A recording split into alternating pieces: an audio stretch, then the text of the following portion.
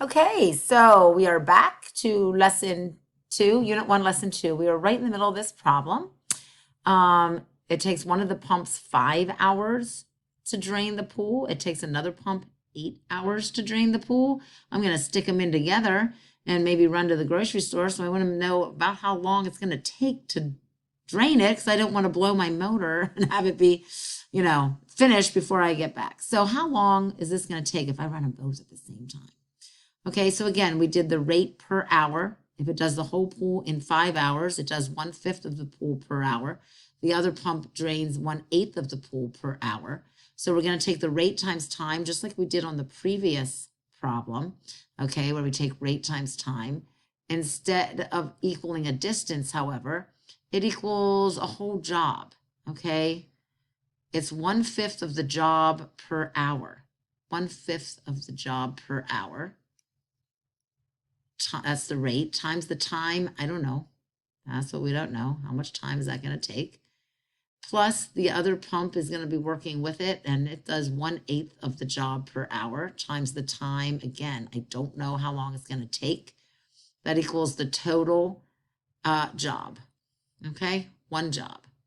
So we're going to multiply everything by the common denominator of, what's that, 5, 8, 40. So I'm going to multiply everything by 40 just to clear the denominators, if that's all right. You guys could just add a 5th and an 8th. Of course, you'd have to get a common denominator too. 1/5 times 40 is 8. 1/8 times 40 is 5. 1 times 40 is 40. So it looks like I have 13t equals 40.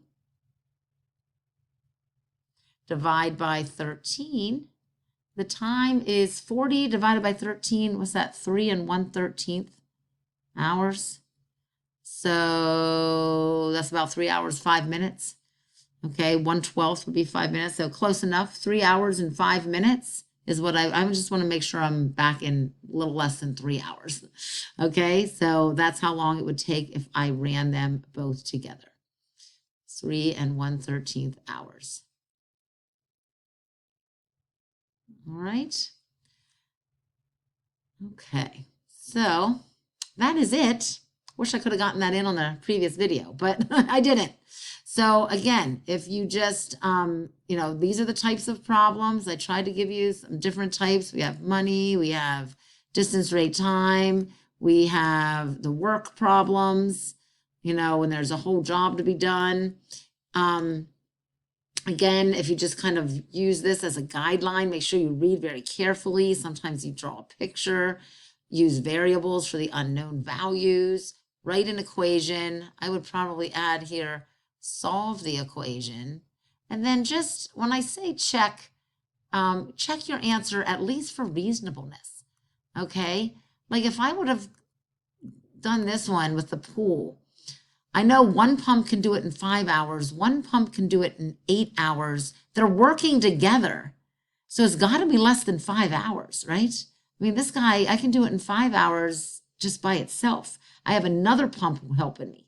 So it's got to be less than 5. If I would have maybe messed something up here and gotten an answer of 10.5 or something, then I'd be like, whoa, whoa, whoa. That doesn't make sense that it would take longer. So think of it at least, read the problem, and then think about what it's asking. How long, if I run them both together, should be, quicker than 5 hours. That type of thing. Okay? All right, good luck on the assignment.